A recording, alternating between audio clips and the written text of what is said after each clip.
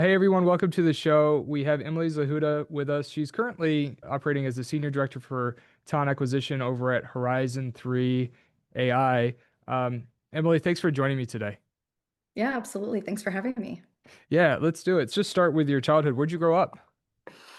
So I'm a Bay Area native. I Nice. was born and raised in Pleasanton, California. I spent 30 plus years right on the periphery, repping the East Bay for many, many years.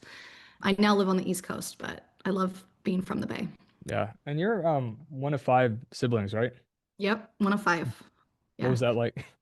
It was chaos. It was honestly chaos. So I was second to last in a no noisy family. Like we were a big, loud, rambunctious group. We kind of took over every space we entered, which was it's just how it ended up happening. I always joke that my mom used to make like four steaks and four baked potatoes or something for dinner, and she'd put it on the table, and we'd all just look at it like, and you dive. I mean, if you didn't get your hand in there to get something, you were getting, the small bit, or you weren't going to get anything at all. So it was like you fended for yourself in a family of five kids.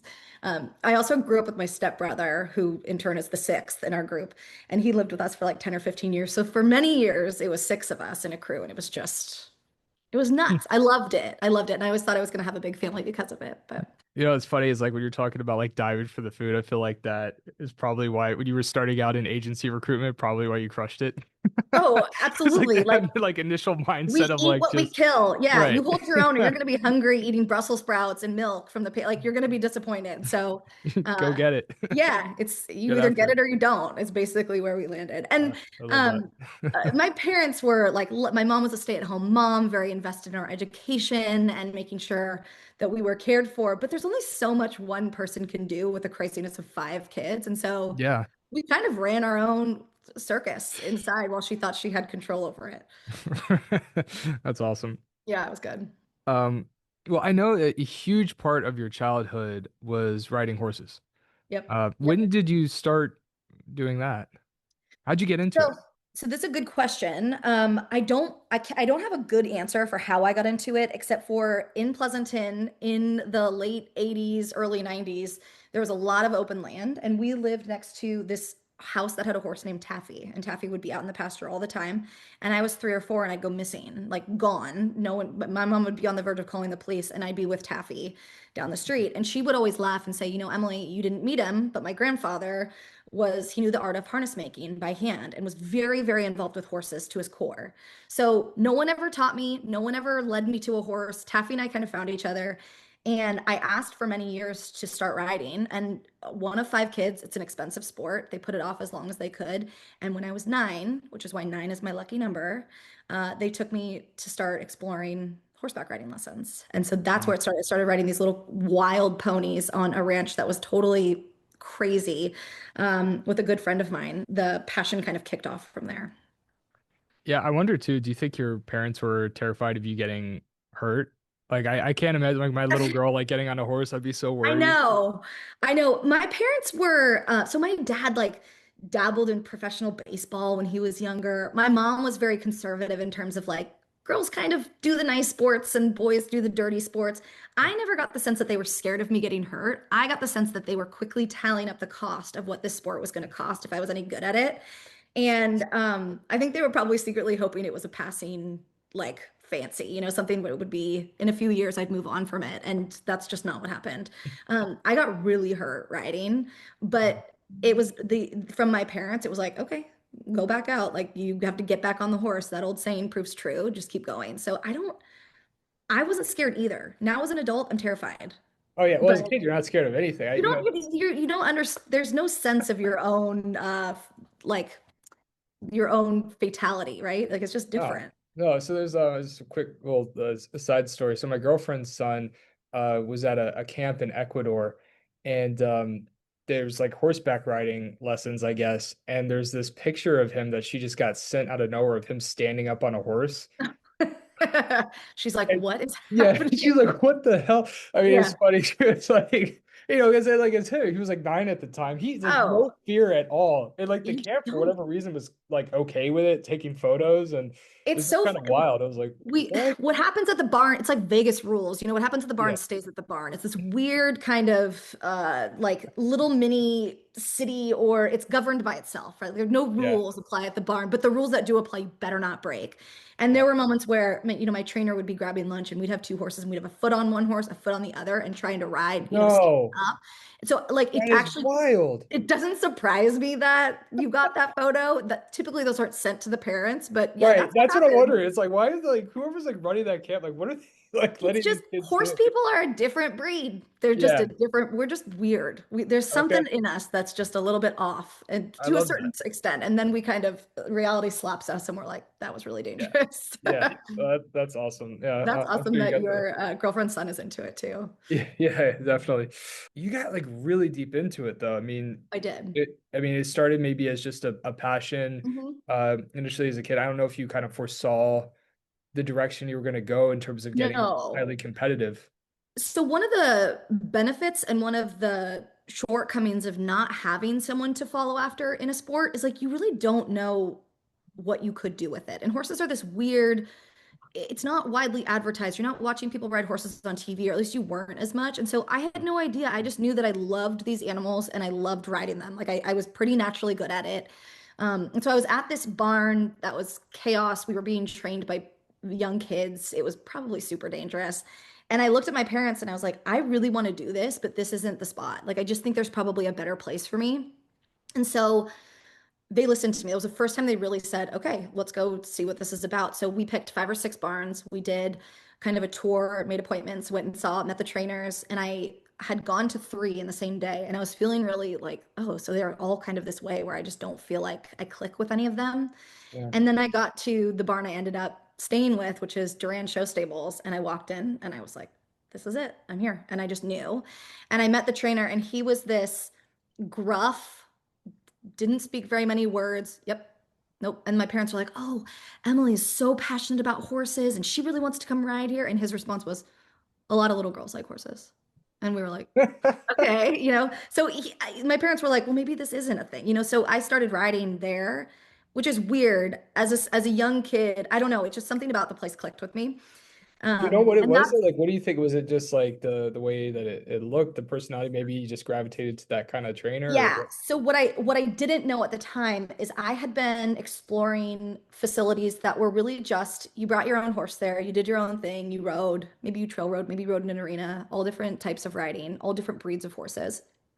And when I got to Duran, it was the first place where it was an established show facility. So what they were doing is breeding, training both horses and riders to compete on the world stage. yeah. And it isn't like driving to the Olympics. This is slightly different than that, but we have nationals, we have Canadian nationals, we have youth nationals, and like big money, big opportunity. And I had no idea what that meant, but when I got there, it was like clean. It was beautiful. The facility was like wood. The horses were all well taken care of. Everyone had, it's just silly stuff like matching blankets for the horses, matching halters. Like you could just tell it was an organized place that knew what they were It doing. was like elite. You could tell It that was elite. they were operating at a higher I felt level. like I walked, instead of going onto a soccer field in Pittsburgh with my kids, I felt like I walked onto like a turf field at UNC. Like I was like, oh, this is what it can be like. I like this. And then I think Rich, the trainer, Rich Duran, who owned Duran Show Stables, was kind of the opposite of my dad in so many ways. Like this man was quiet. Like if you got over time, you realize if he said, good job, you should go celebrate because that's the best thing you could ever hear from him. Whereas my parents were like, you woke up today. You're our angel princess. Welcome to the room. We love you so much. It's like I had to earn the respect versus just being adored in my own family. And it was a really momentous point in time where I looked at this guy and I was like, I'm scared of you, but I'm excited to be good for you. And I love this facility. I love these horses. And that's where it took off. And I never left that training facility in all of my riding career.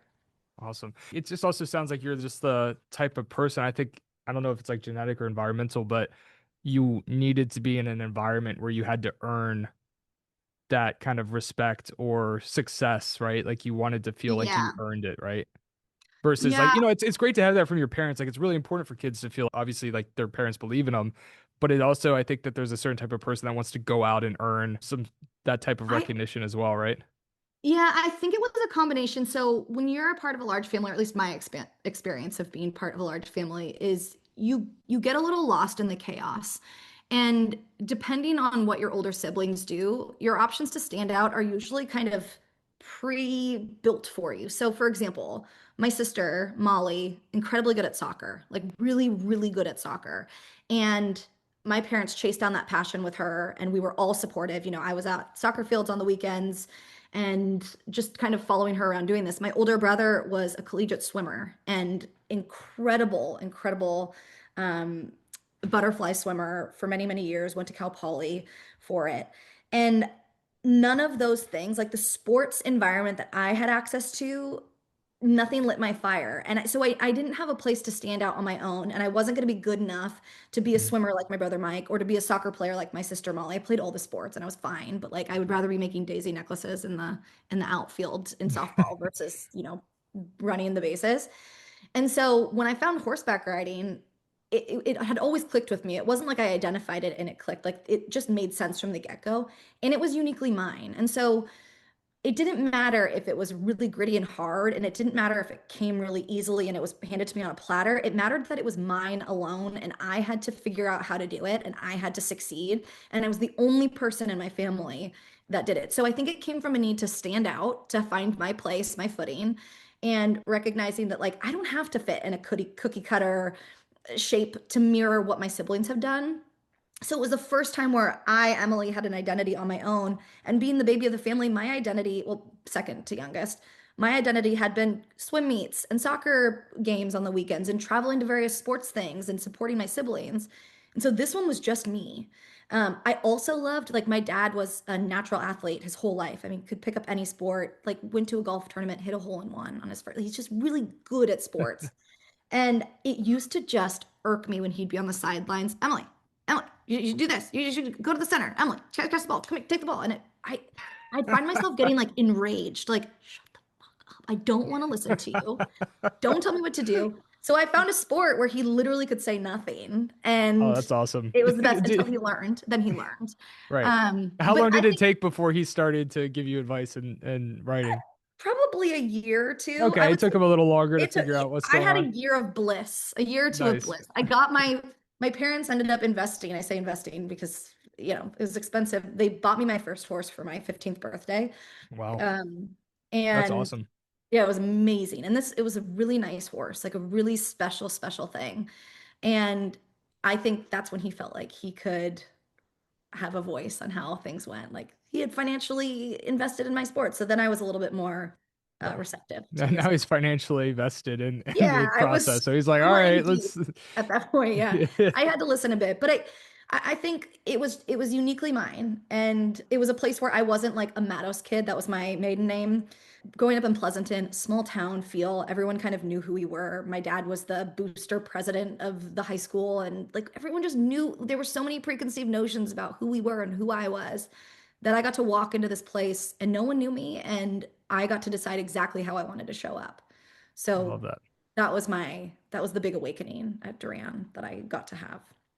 You and your dad were very close, it sounds like, and he became very involved with you with do you call the sport riding? I'm sorry, like how do I refer Yeah, to the so sport? I'm an equestrian, is what we say, but Equestrian. yeah, So is just that call it riding. Riding is just riding? fine. Okay. Um, yes. So one of five kids, my mom is terrified of horses, like doesn't want to be near them, scared out of her mind. My dad defaulted to being the parent that took me to all the things. So he was driving me to the barn. I would go after school a couple days a week, and then I'd go like Saturdays and Sundays, pretty much all day. So he'd drop me off in the morning, come pick me up in the afternoon. And then when I got to the point where I was ready to start competing, he was like, I'm going with you. Let's do this. We traveled together. We drove hours and hours and hours across the country. We flew into new destinations he and I had never been to. And I was kind of coming into my own as like a young woman with my dad, who is a very successful businessman, but also just a kind person, easy to be around, chatty and like comfortable. And I got to know him so well over these, I don't even know how many years it was, 10, 11, 12, 13, probably 6 years that we spent together traveling and doing the horse thing. And he made it a lot of his identity too. So he made amazing friends at horse shows and at the barn and kind of developed a whole network of his own people that he liked to be with. And so it was truly our thing together. And it was the one place for both of us where we were kind of away from the noise of the family. He got to go, we'd drive golf carts around the horse shows and he'd have a beer in his hand and he'd be in heaven. Entrepreneur of a small business, took it over from his father. And he worked a lot. He worked a lot to make this thing successful. And so when he got away, he just loved being and having fun. So I got to see him relaxed, away from dad mode. I got to know him as a human being. We talked a lot about like what he believed in and what he didn't believe in, politics, religion, you name it. We were having these really deep conversations as I was pretty young, 11, 12, 13, 14. And it was our special thing to do together.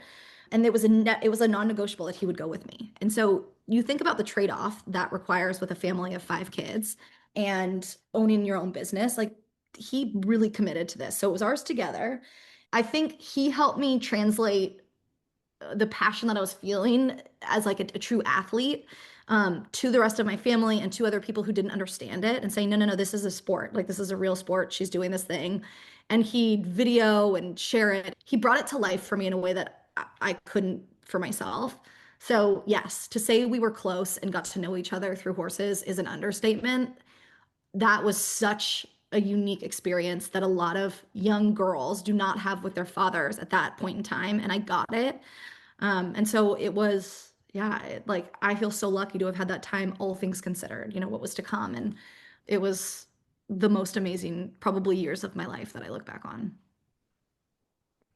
When did things start to really heat up in terms of competing and traveling and Well, so it happened really early. It happened a lot faster than I thought it was going to.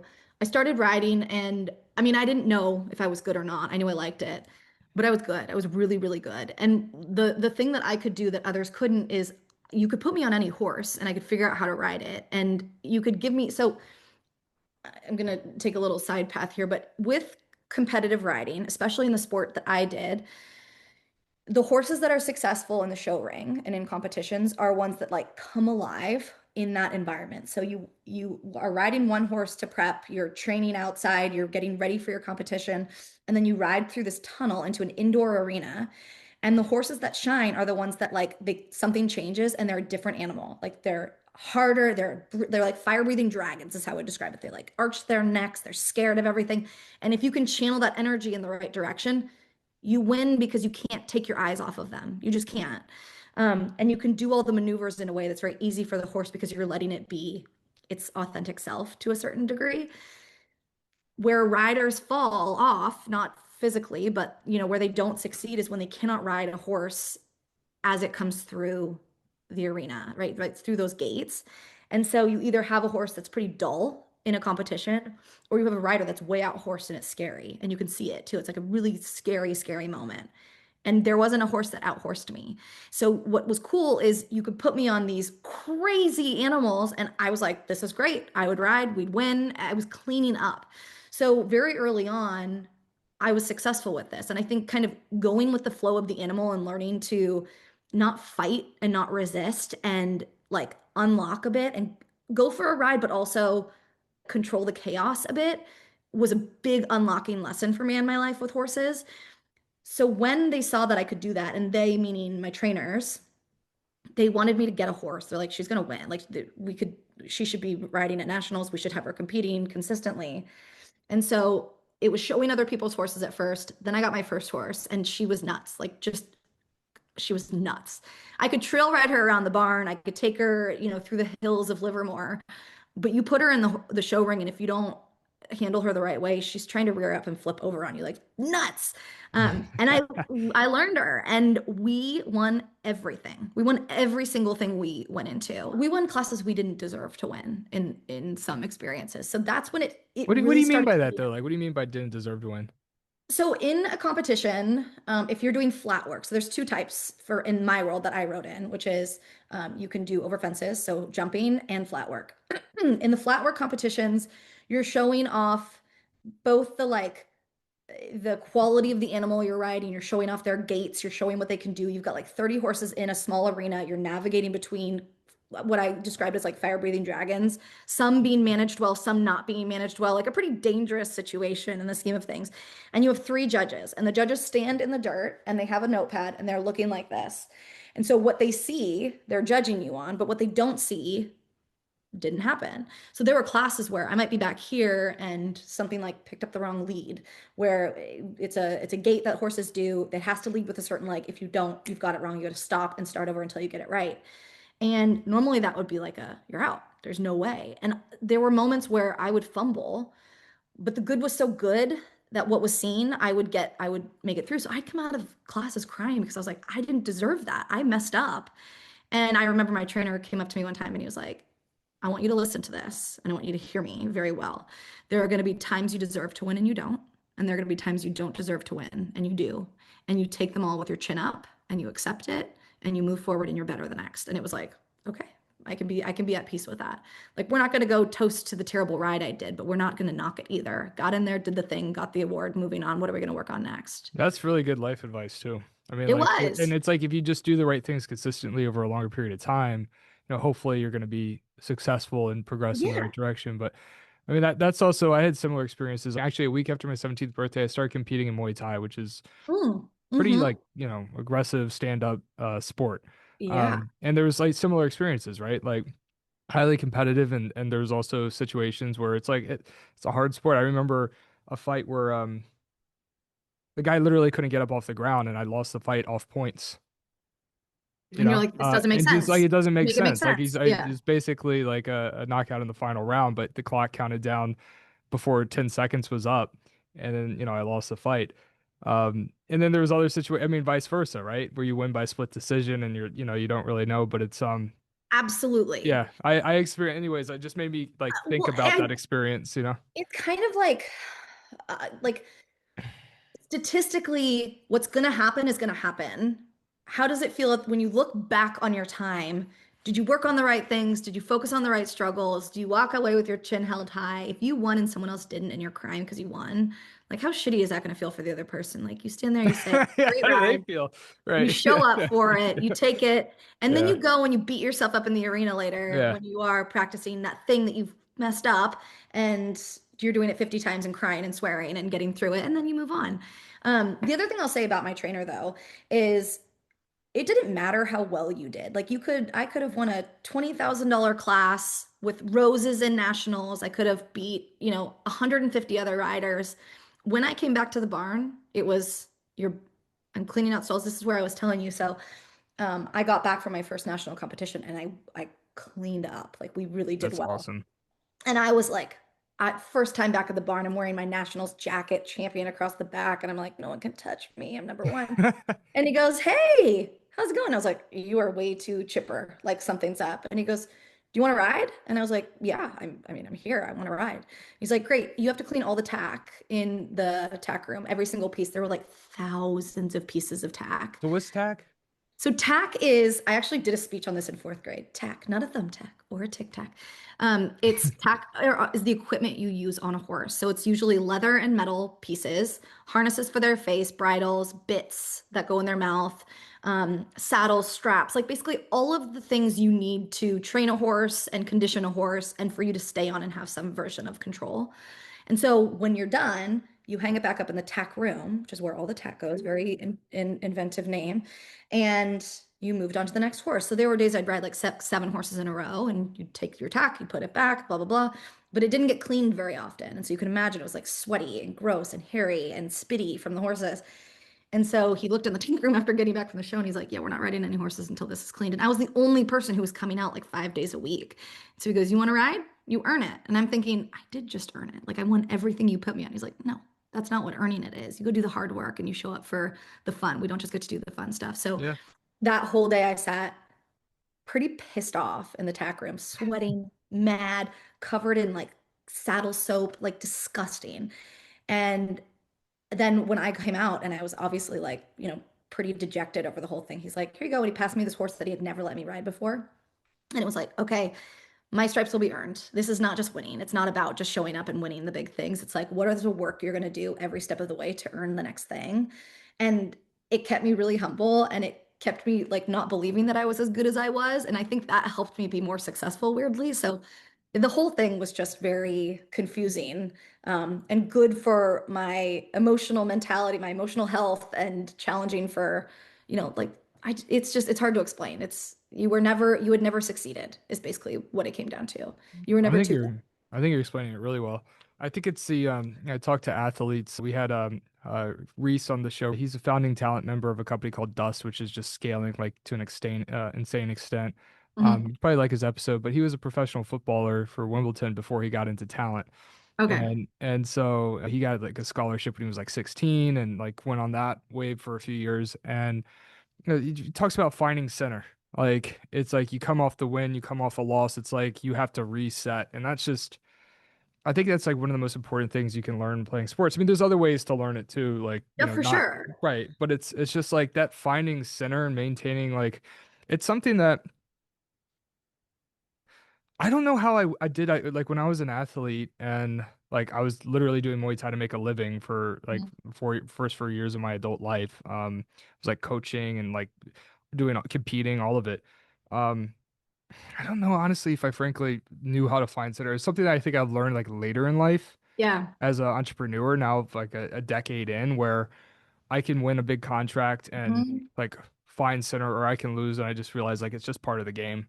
I think But you need a mentor to help you center, yeah, it sounds until like you you learn to learned do that it for lesson early yourself. on, which is freak. That's awesome that you It had that is experience. It is because when you're on a high or you're on a low, I think this applies to both situations, right? Like maybe you've lost a number of competitions, or you can't get out of the slump, or you've been on a high and you haven't lost in a while and you're about to compete again.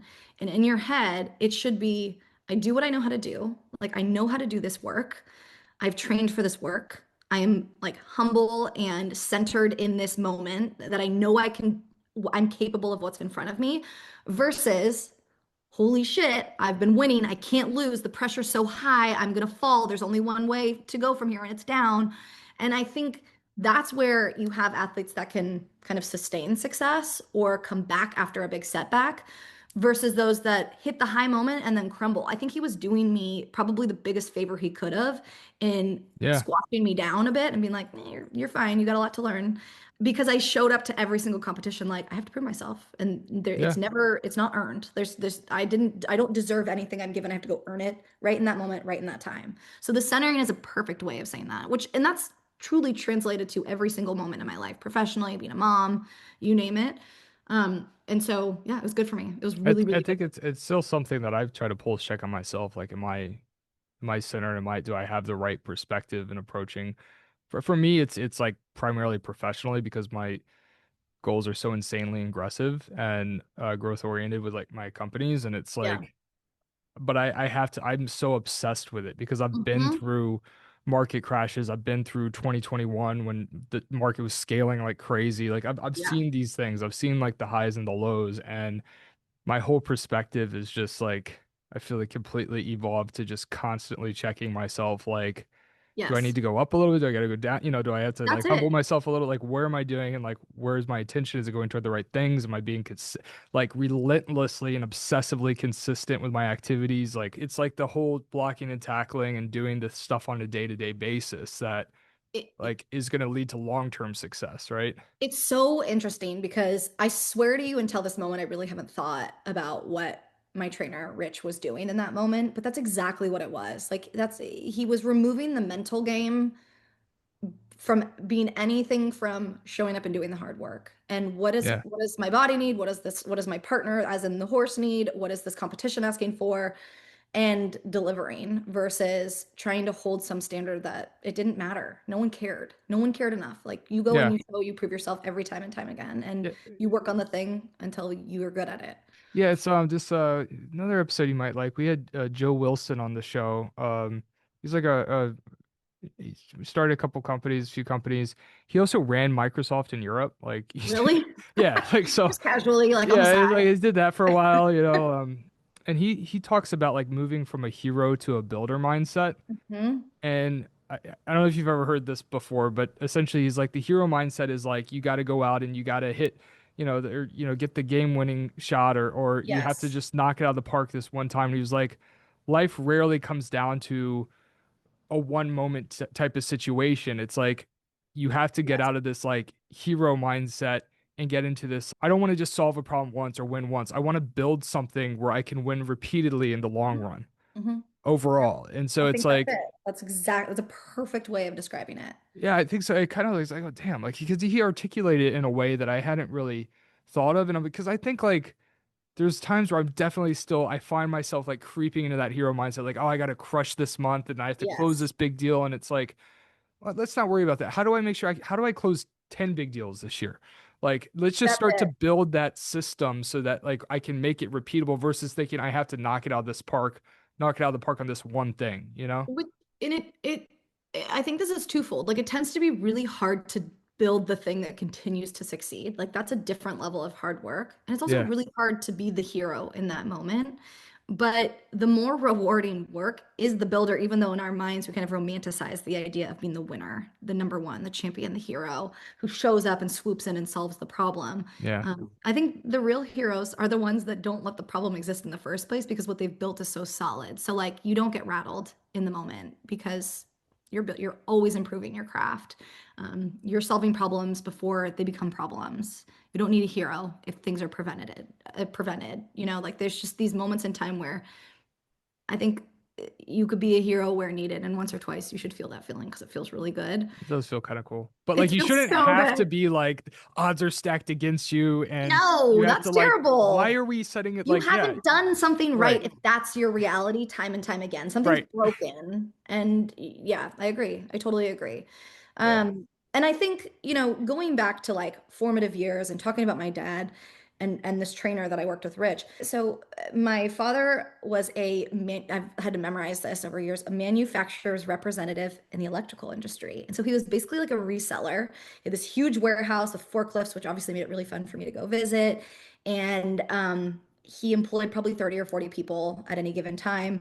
And it had moments of wild success and it had moments of like barely keeping the lights on. I remember when we turned the millennium to 2000, they were afraid they were going to lose all of their data on their computers. Like we just didn't know what was going to happen. And it would have been a major, it would have been the undoing of a business that had been 100 years in the making or 70 years in the making. And so I came from a humble man who showed up to work every day to go do the hard thing, even whether it was like riding the lowest of the lows or riding the highest of the highs. And the lows were so deeply low in that industry, and the highs were like untouchable. We Oh bought a yeah. boat one year. Like these things were obviously it came down to financial uh earnings, right, for the success of his business, but like he every day he put on his work clothes, he put on a tie, he put on his he shined his shoes every day before he put them on, and he'd go and build the thing every single day. And I think without realizing it, horses kind of aligned me to that mentality. And then watching that he was supportive of me being at the barn for hours and hours and hours and working on my craft and cleaning tack and doing the thing, like I think he really related to that. And so it helped us have a bridge where normally a 10, 11, 12, 13-year-old girl, you're like speaking another language to your 40, 50-year-old father. And we were like eye to eye. We were locked. We Yeah. just knew exactly. It was very similar, our mentality on things. That's awesome. Yeah. I love that. I hope I can have that type of relationship with Me my daughter. too. Me Yeah. too. So, yeah, I do too. I think it sets the bar really high for It parents. does. It sounds like just like this ideal But don't situation. get me wrong. The man could be so annoying, drive me up a freaking wall, Well, like yeah, no one's perfect. right. I had so much fun with him, and that's what made his loss just it it it like tackled me. It physically crumbled me to the point where Mm, I was like, this is it. I had my fun. I did my great work. And I think now I die with him. Like, I'm pretty sure that that's what happens yeah. because he was the shining light of my family. So, to give you context, um, when he was 54 or 56, I think it was 54, he had a massive stroke out of the blue. So, God. he went to work one day and called my mom, and he was like the person who would never go to the doctor. He's sick as a dog. He's like, yeah, I'm fine. And he called my mom and he's like, I think I need to go to the hospital. And she was like, what? What's happening? So she drove, his office was in Hayward, California, if you're familiar, from Pleasanton to Hayward, went and got him and took him to his cardiologist in San Ramon, John Muir. So we'll thread the needle with my mentor, Kim Birch, there at some point. And within 24 hours, he was dead. His stroke was so catastrophic that we saw movement in his body and we were like, oh my God, he's okay. And what experts saw was like, that is the highest form of brain damage. Like he was shifting his body in a way that meant he was not there. He was gone. Oh, poor guy. Uh, I know it was awful. It was awful. And so five kids, my little brother was 12. I was 15. My sister and brother were both, my sister was a freshman in college. My brother was, they were both at Cal Poly together, thank goodness. My oldest sister was back in Pleasanton, but like it literally went from here one moment to gone the next. And so that was a big moment for me where I could in my brain, I'm like, what does this mean for me? What does this mean for my Mm. sport, my passion, my love? Selfishly, like I didn't know where I didn't know how to move forward or if I was allowed to, or if that would have been, Emily, your dad just died. Like, we don't want to talk about what you need in this. And so I backed off. I just kind of took a back seat. We were all in shock for a year. Um, but it was like, it was very, very scary to find my footing and to like, can I do this thing? Can we afford to do this thing? Is my mom going to want to support me in this way? And so yeah, I mean, it took us all to our knees in our own unique ways, but I would say it was really, really hard on me because he was kind of foundational to the horses. And so, what does it mean when he's not there anymore?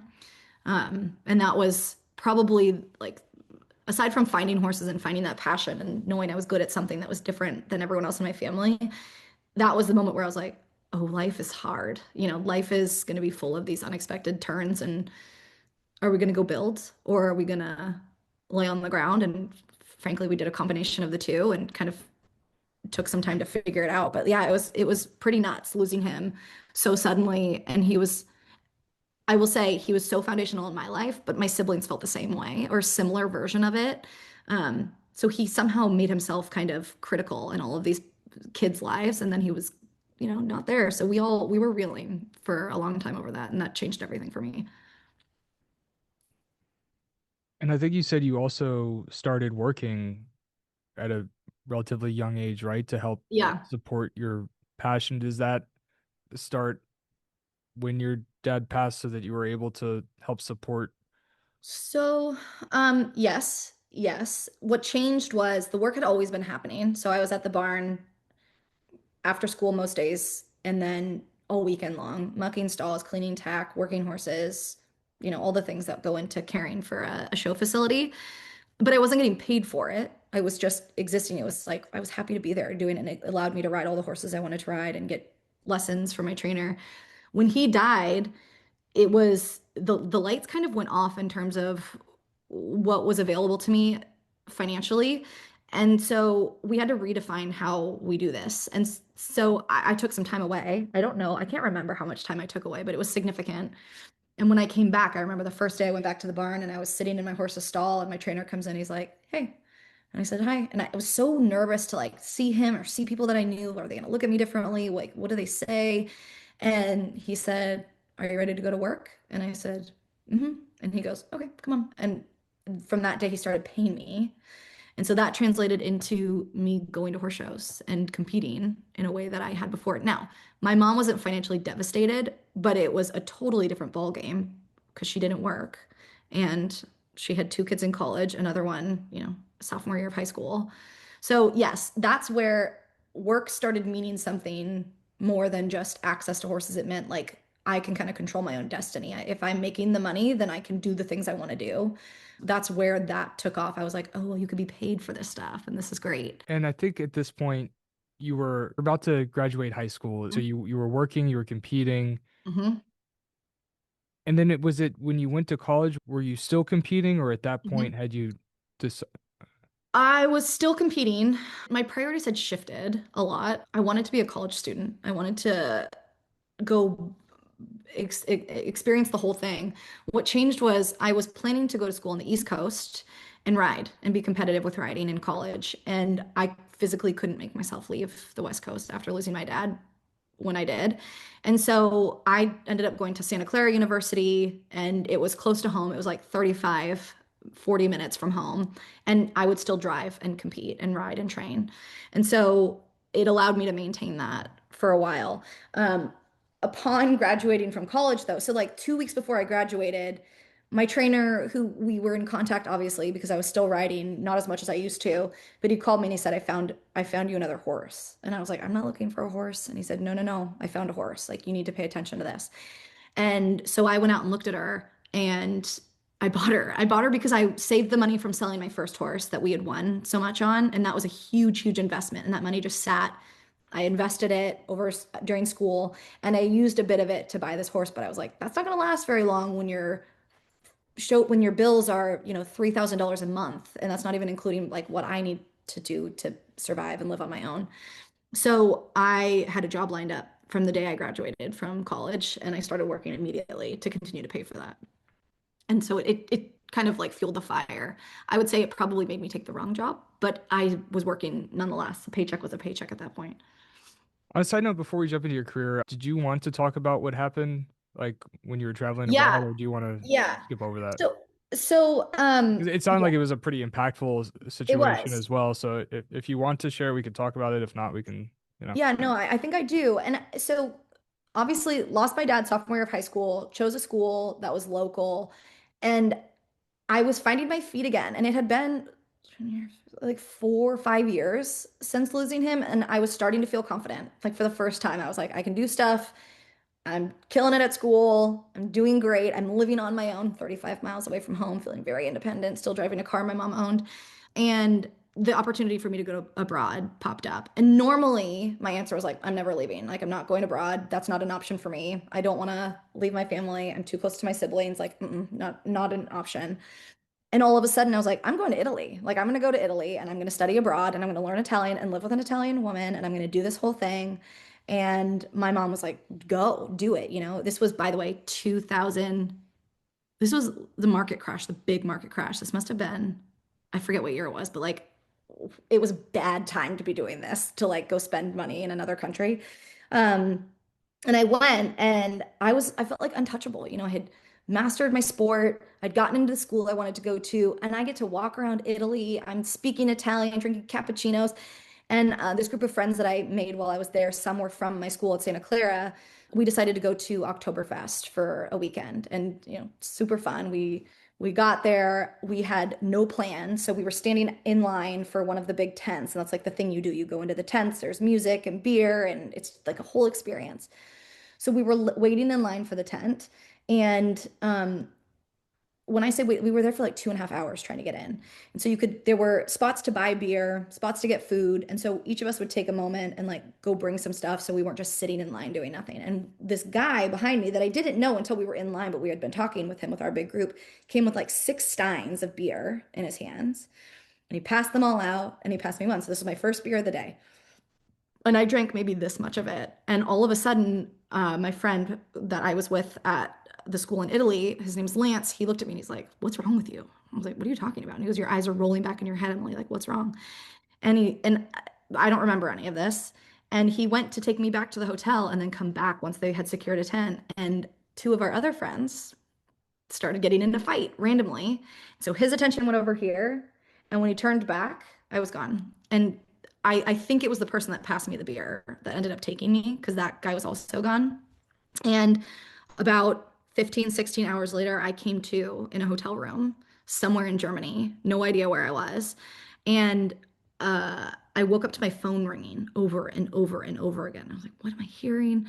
And I have no memory of like, we'll get real raw. Like, did I get dressed? I don't remember. I stood up and I grabbed my phone and I saw a man walking away from me. He was in the room with me, and I bolted. Like I ran out the door, and I forgot my purse, which had copies of my passport and cash and things that I needed. And I was so drugged that I could not figure out how to open the door to get back in the room to get my stuff. Like I was clawing at the door. So anyway, long story short, I was found by a couple of German girls. They used my phone to track who I'd been in contact with. They sent me to the police department. We filled out a whole report. They sent me to the hospital to do a rape kit, but they didn't have anyone on staff that could do it. So they sent me to the police department where I had to do it with a translator in the room, which was absolute hell for anyone going through anything. And it was like the moment where I kind of, the main feeling, like even as I'm telling the story, I would say it feels like I'm getting kicked in the chest by a horse. Like it, it took my breath away because just when I thought I could do it, just when I thought I was okay and could stand on my own and I was going to be successful and it was all going to be good, I was knocked down harder than I had ever been knocked down before. So my mom flew to Italy. Somehow we found each other in Florence airport. We stayed for a week and then she ended up taking me home. So I didn't even stay for my whole abroad experience. Coming out of that, I was probably more rocked by that physically than I would say even when my dad died. And I told you like I was a young adult and I skipped 2 quarters of school and I slept in my mother's bed every night. Like I was mentally very in a very bad place. Um, Found a great therapist, worked through it, and one day was like, okay, I think I'm back. But like it was a setback to say the least. It was like I was clobbered by that one. Um, I was still a student at Santa Clara. I still had aspirations. I had not yet purchased the horse. But I knew I don't know. I kind of lost myself for a year or two there. How did you fight through that? Because like from the outside in, it's like every part of your life you just it's like you overcame and you Yeah, graduated and you had a job immediately and look at your I career and your know. your family and like you've just frankly like on a, like outside it's like you've been able to persevere and crush everything. Yeah. So I mean, how did you get through I that? I will say I had no plans to. I had fully, I think my mom like dragged me to a therapist because I was like, this, what's the point of this? This is so stupid. Like, I can't figure out what I'm working so hard for. Like, I just want to lay here and exist. I was lost for a good amount of time. The thing that pulled me out of it was knowing that after college, a new beginning would start. Like I knew that I could kind of redefine my life as I wanted to define it. I was watching my sister and brother after graduating from school, working jobs they loved, they had a level of freedom financially that I was in my house with my mom, all the time, still reliant on her for providing to me. And I think it was just I can't stay this way. Like I can't lay on the couch and watch Real Housewives all day. I needed to get up and get out. And it took actually, I remember one of my friends in school was like, "What's the plan? Like, what's your plan?" And I was like, "I don't have a plan." She's like, "You need a plan. What's the plan?" And I started thinking about that and I was like, well, first the plan is to go back to school and finish, and then I'll decide what's next. And I think every milestone, however big or small I hit after that experience, it kind of got the adrenaline going like, okay, you can do this one thing and we keep going. But I'll say, James, like even to this day, I live with a sense of when's the next thing gonna happen? When is that next bad thing gonna plummet? And I will be clobbered by it. And so, so much of my career has been built on stabilizing my world. How do I prevent X and Y with this builder work and kind of making sure that everything is in order and I can pivot as needed? I didn't ever want to be blindsided again, is basically what it came down to. And so that was kind of the fuel that drove me, whether that's healthy or not. That's essentially where it came from. So yeah, I ended up I did fine. I graduated school. I did really well. I had a job from someone I met through horses, and I started my professional experience, but I was pretty like wary of the world and shaky on my feet at that point. And it took some time too to get your footing professionally. It sounded like that first experience was a little bit rocky too, particularly based off everything that you were overcoming and how hard you fought.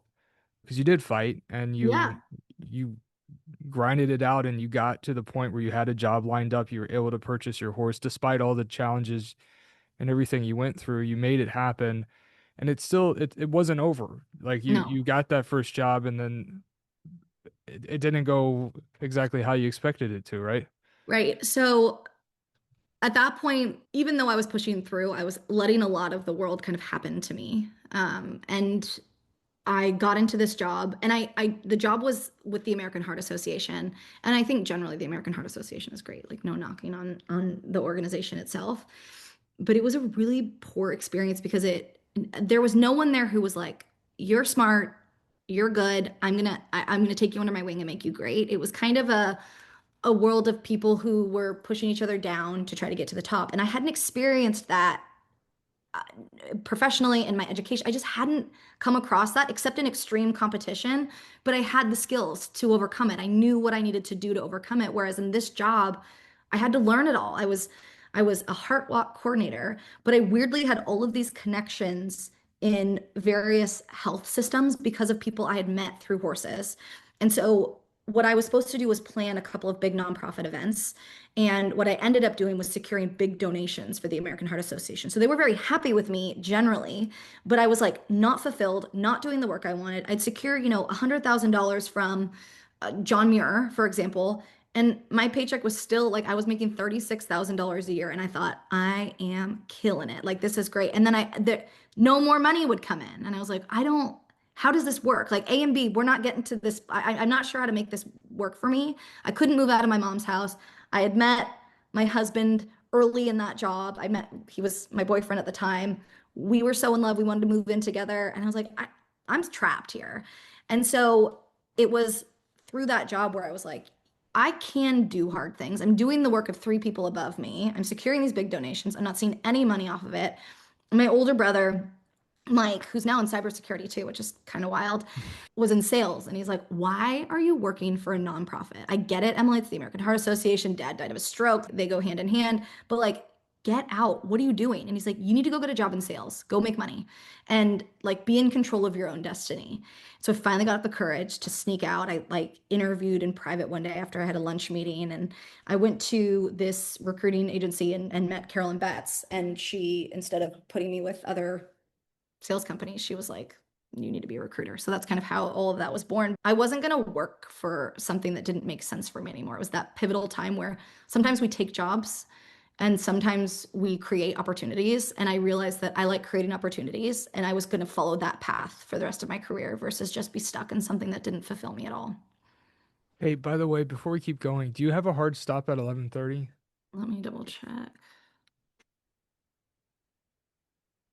I can go, I can give you 15 minutes past.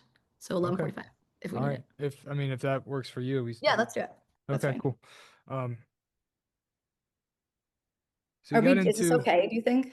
yeah, I'm having a great time.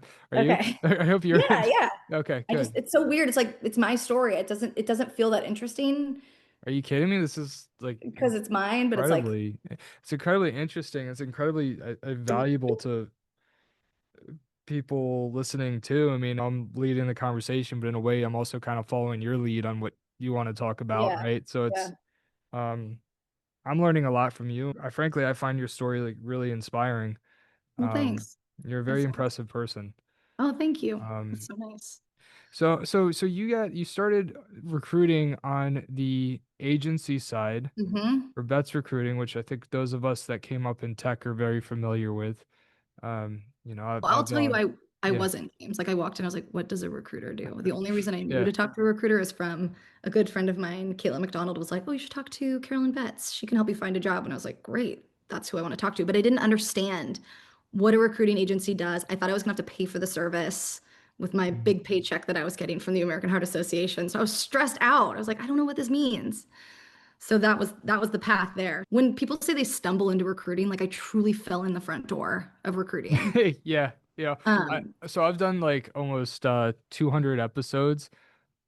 One guy didn't one, stumble in. What, like literally, I'm not kidding you. One guy intentionally didn't stumble in because his dad was an agency owner and he grew okay, up in there the you go. business. And so Yeah. he wanted to continue uh down that path. But anyways, it's just sort of funny. It's like we It's all sort of so like funny. It's so yeah. funny. So yeah, that was how, I mean, I was working in San Francisco on Montgomery Street, and I was dressed very casually. It was Casual Friday at the American Heart Association, so we were allowed to wear jeans. And Carolyn could meet me that afternoon. And I was like, I can't go into an interview with jeans and an American Heart Association t-shirt on. So with my absolutely $0 in my bank account, I actually think I called my mom to transfer money into my account. I went to Banana Republic down the street, bought a whole new outfit, and basically ran to the interview because I needed to show up well because they were going to be the deciders of where I worked next. You know, they were like, what can I earn? What companies are you willing to introduce me to? And that was the start of it all. And I will say, you know, Carolyn saw something. I don't know what it was. I don't know if it, I'm not sure. I can't even remember what I talked about in that interview. But I remember her popping her head in the door and saying, "You're looking for a sales job?" And I was like, "Yeah, I think I want to make some money. Like I want to be in charge of this." And she goes, "Why don't you consider working here? This is a sales job." And it was 100% commission for the Really? first, yeah, for the first year and a half. And I was about to sign an apartment lease with my then boyfriend. And I was like, I'm not sure how I make 100% commission guaranteed with my ability. And by the way, my boyfriend at the time was a bartender, so he was not killing it on the financial side either. So we had to figure this out really quickly. And so it was a big, big change. Like we went from polar opposites. Wow. So let's fast forward. Yeah. So right now you're senior director of talent acquisition for Horizon 3. Yes. Previously, I mean, you director of recruiting at Segment and then Lattice. Yeah. These are big companies that you were, and you They received weren't big promotions. when I joined. They were Really? small. Yeah. Lattice Segment. too? Lattice was the biggest I had joined, and when I stepped foot in there were about 350 people. Oh, okay. So still earlier. Uh-huh. And then Yeah. Segment I joined before they had 100 people in the door, and we Oh, scaled damn. everything up to, well, we were acquired by Twilio, and that became a really big company really fast. So I've seen a Yeah. lot of scale in the years that I've been in-house. Right. And that's essentially what you're. I'm looking at Horizon 3. You know, they do like this on premium, they do this hiring trends thing. I don't know Yeah, how accurate it is, but it says your sales department has seen 2,800% that's increase. true. Is Okay, that so actually like it's true. No, that no, seems it's like too 100% insane true. to be true.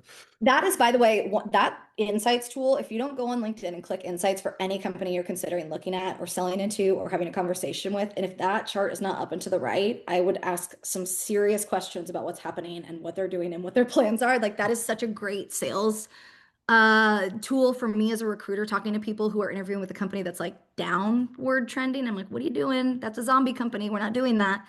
So insights is where I spend a lot of time on recruiter. But Smart. yeah, so I've always, shocking or not shocking based on my experience, I love the build. I live for the build. I didn't know I loved it until I helped build Bets Recruiting.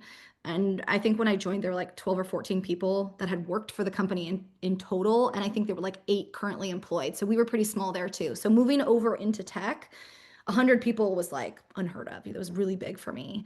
And I truly felt like I was faking it every single day I walked into that job.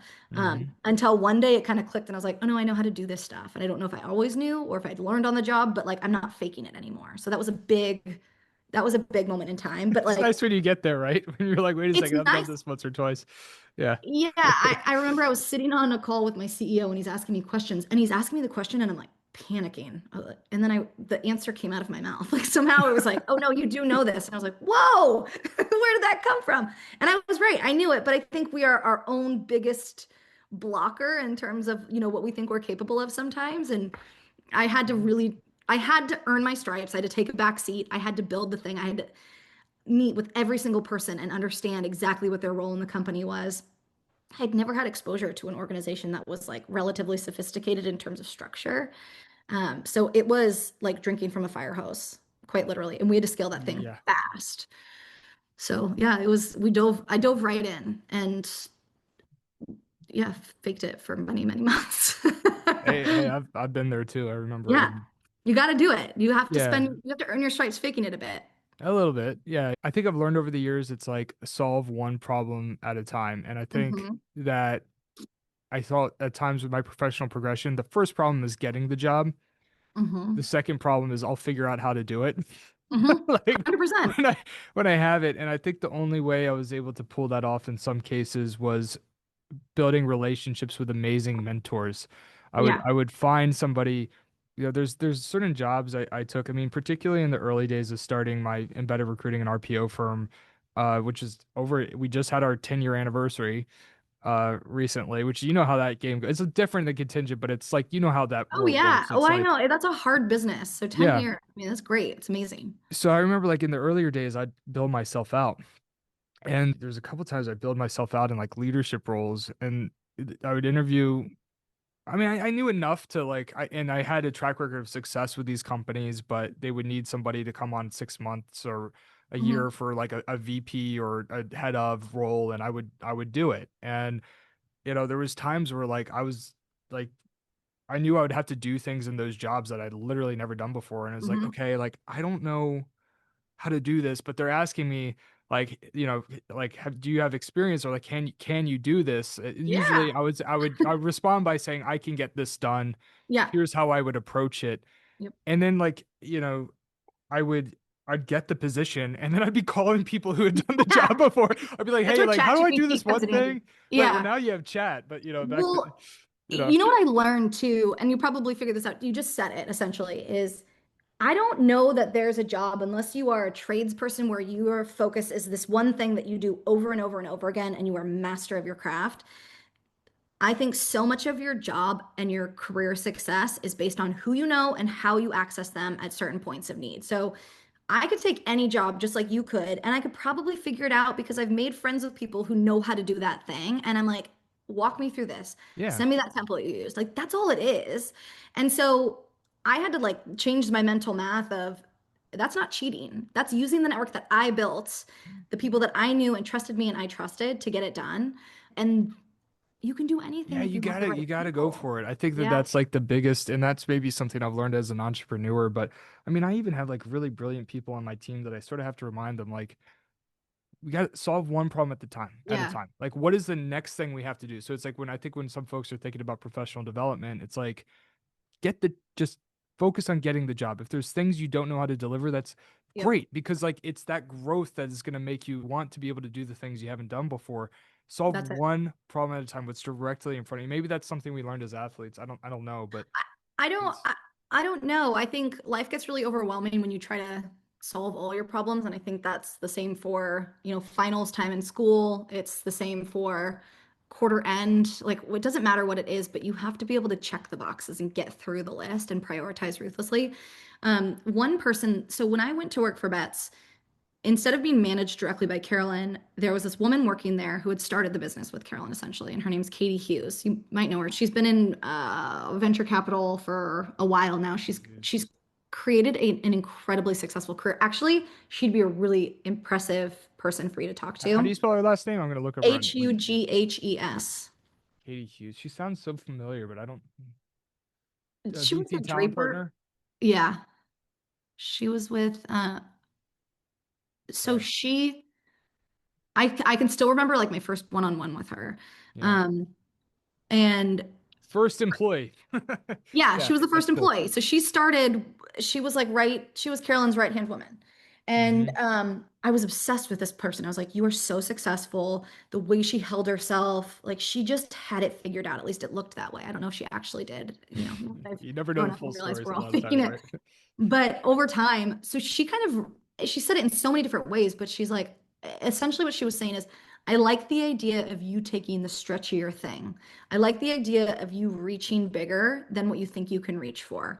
Instead of building your confidence by knocking out these quick wins that you know you can already do, I think you'd be better off reaching for the big, big goal and kind of incrementally getting what you need to go up for it. And so I remember when I called her after I was leaving Bets, she was no longer at Bets. She was in the VC world at that point. Mm. And I said, Katie, I have this job offer from a company called Segment. I can't even tell you what they do. It's so technical. I don't understand it. And I have another job offer from a company called NerdWallet. And NerdWallet's cash was a little bit less, but the culture was fun. And the manager was this guy I'd known for a long time. It felt very safe and fun and exciting. And I knew I could do the work. And Who's the manager over there? NerdWallet's it's one of my biggest customers. That's one of my what is his name? What is his? I'm gonna tell you right now. It's a funny name. Do you, Yeah, I work with well anyways, I don't even know if he's still there. I was just curious because I've been working with them for a couple of years. who do you, let me see I what's his work with somebody on the revenue side primarily, Mike Ross, who runs revenue for them. the fact that I can't remember this guy's name is embarrassing.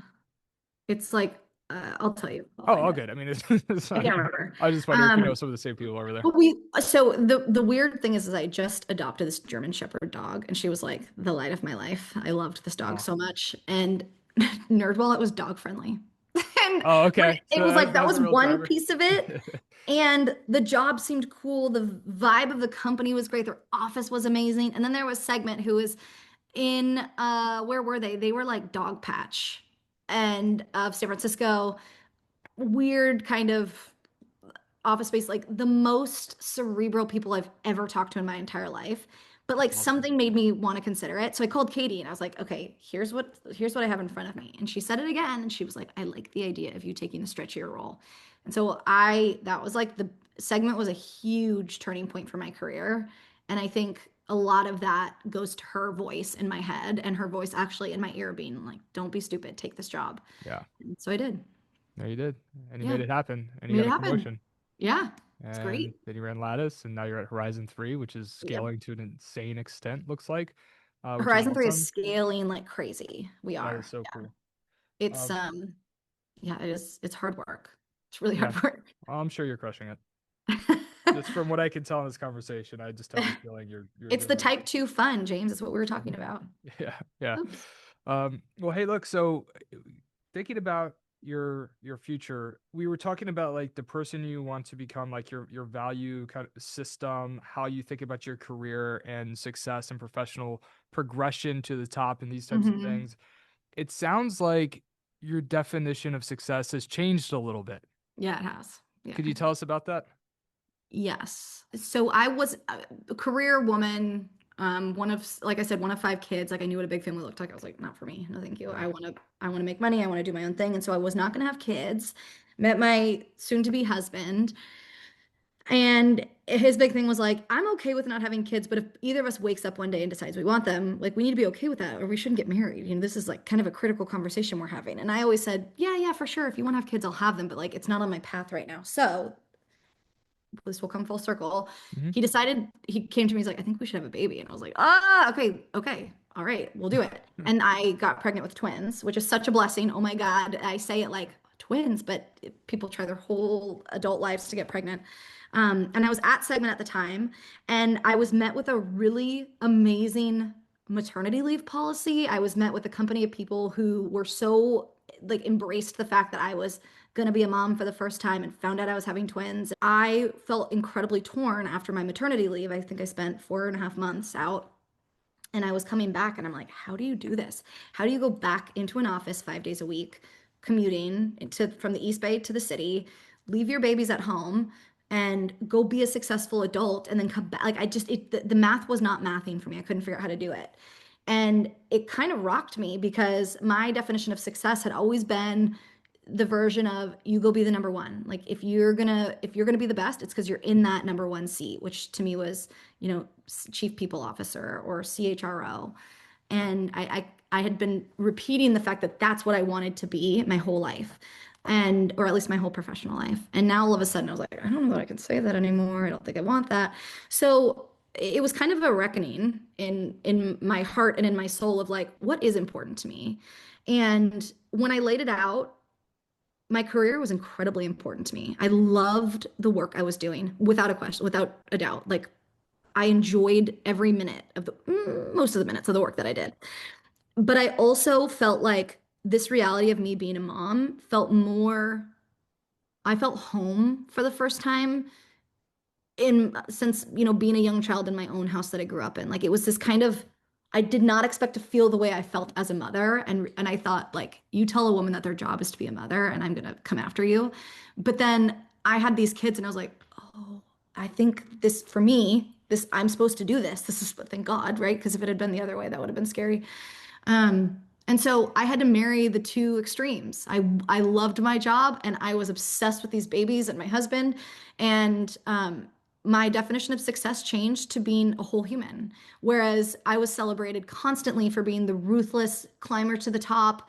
No, I want the number one spot. Nothing's going to get in my way. And so I was like a trusted person that they could throw a lot on me because it wasn't going to go anywhere. I was going to take it and run with it. My definition of success changed to being I want to be the person that shows up for her kids, is a good mom, a loving mom, but also represents what my mom didn't represent in my own house, which was a definitely, it was very normal for the time to have a stay-at-home mother. I wanted them to see me, my twins are boys. I think they needed to understand that like women work and we are responsible for things outside of the home. And my job isn't just to like change your diaper and clean the house. And so I stopped going for the CPO mentality. That's not to say I don't want that to some degree, but my definition of success changed. Am I making great money? Am I happy with what I'm doing? Do I feel fulfilled? Am I making impact in the work I'm doing in my job? And am I making impact in my home? Am I feeling good about the work I'm doing in my home? And if I have those things, then that is my success bar. That's it. I would say I was comfortable saying that internally for a long time before I was comfortable saying it externally. And the more I said it outward, the more I realized so many women and so many people are in the exact same position. So that was a big moment for me to one recognize it and then two to say it out loud. It's probably, and the cool thing about it too is it's getting back to that like hero versus builder mindset too. It's Mhm, like you're focusing on your family, you're still focusing on your career, which it sounds like mhm, you're finding maybe a different balance than when you were younger in terms mhm, of that prioritization. And but you're building in both mhm. directions. I mean, it's like, okay, maybe there isn't this obsessive like I gotta get that top spot, but the reality is like it's probably gonna happen. Like, Well, that's, I you know what I think you're, mean? Like you're just not yeah, obsessing on like winning that title like exactly. today, you know? It doesn't have to be my North Star, but I can still arrive at that You destination. probably will just with the momentum that you have in your career. It's like it seems like a logical It might progression at be. some point. It Yeah. might be, but it would have to have balance. So who I work for right now, her name's Tori Renzel. She's amazing. I think she's a year younger than me. And she was just promoted to our chief people officer. And she has two young kids, wants to grow her family. And so she kind of represents exactly who I am and exactly what I want to be. And so she's given me someone who is family first, who respects kind of that there's nothing more important than what happens outside of work, but also is like aggressively passionate about what she does for work. And so I didn't have that until I met her. And actually Cara Alamano at Lattice too was a bit of that for me, but I didn't have the grit from that I see with Tori. And so it's changing my perspective. She's like, "So what do you want to do?" And I was like, "Well, I want to keep going up the ladder. Like I want to keep charging upward. And if it can look like this, and if I can be a good mom, and if I can be a good wife and a good partner to my spouse, then let's do it. Like, why should I slow down? Why should I stop?" So I think two things are true. I think more opportunity for women, frankly, who have kids. Like workplaces are more friendly to women. This drive to be hybrid or slightly remote has been a huge shift in letting brilliant women kind of climb this corporate ladder that they didn't have access to before. And then also, recognizing that I I can have both. I absolutely can have both, and it's okay to want both as long as I know what I always talk in terms of bowling bumpers, what my bumpers are. Like where am I not comfortable pushing out of? And can I find a company or a leader or a mentor that respects those boundaries, that understands those bumpers, but still lets me exist in here, and I still get to have this like rich, full life outside of it, and both complement each other. So, That's I mean, awesome. I think the addition of kids into my life has made me a far better manager and a far better worker. Prioritization is ruthless and easy when you have really clear boundaries. And it's made it like there's no question what comes first, second, third in my professional work and what comes first, second, third in my personal life. And so I think that level of clarity came for me with motherhood, and I think it comes to other people at different moments in time. But for me, becoming a mom has made me able to run a way more diverse team, which has lent to far greater results than I ever expected or experienced before. And it's given me this lens of like, what is the human behind this question asking? Who is the person sitting in the chair that's saying, "Hey, I need this time off," or "I'm not going to meet this number because of this thing that's happening." I would say 10 years ago, I'd been like, "Okay, well, this is probably not the spot for you if you can't make it happen." And I think it was a little ruthless. And now it's like, tell me more. What's going on? Like, let me understand what's happening, and let's see if we can marry the two and blend it. And that's gotten so much more out of people than I could have ever imagined. It's been a big, big eye opener for me. That's great insight. It's been helpful. Thank God I learned it. I mean, I still look back on a couple of people that left for a different job when times were really hard at a current job. I remember building Bets Recruiting Abroad, and one of the girls decided she wanted to go to another company. And I was like, I can't believe you would leave me. Like, I can't believe you would do it. And to this day, I still feel sick over the way I reacted to it because she was just a human and she wasn't happy and she wanted to do something different. And I wish I had been in this seat at that time to say, go do it, go follow your passion. This sucks. I'll figure it out. You need to do what's right for you. So there are We're lots of all lessons learned. we're all on that journey of maturing as leaders and Yeah. managers, and it's I definitely look back on different situations when I was starting out at the company, like first 5 years, and I'm like, man, I would totally have handled situations I like would have hated working completely for me in different. certain moments. Yeah, Yeah. yeah. I think it's critical we go through it and it's really critical Hmm. we learn from it. There's only one way. I mean, you just got to go through it. You have to. It's the Yeah. logical steps, you know. It's the builder portion of being a good leader, I think. Yeah, for sure. Well, hey, Emily, it's been an incredible conversation. I find you to be a very inspiring person, and you definitely won over a fan. I'm really hoping we can keep in touch, just because I would love to. yeah, I'm excited to see what you do. Thank you. I'm excited too. Yeah, but yeah, thank you for coming on today and sharing your experiences and a little bit about yourself with everyone. Yeah, thank you. It feels good to talk about the things that you kind of avoid talking about most of the time. So I appreciate you being focused on the whole human. And I think that that's a really interesting perspective you're getting. And it feels so good to talk about. And there were so many connections that I made as I was speaking to you that related to where I am professionally because of all of these life experiences that I had just not put together. And I'm like, oh my God, this is exactly what you're talking about. So you're onto something here. I love it. I loved being a part of it. Thank you. Really Thank appreciate you. it. Thank you. Yeah, I would love to keep in touch, and you need to find Katie Hughes and interview her. And I'll All ping right. Hey, if you want to talk make to the James. introduction, I'll I take will. it. Yeah, I will. I've got a couple people for you.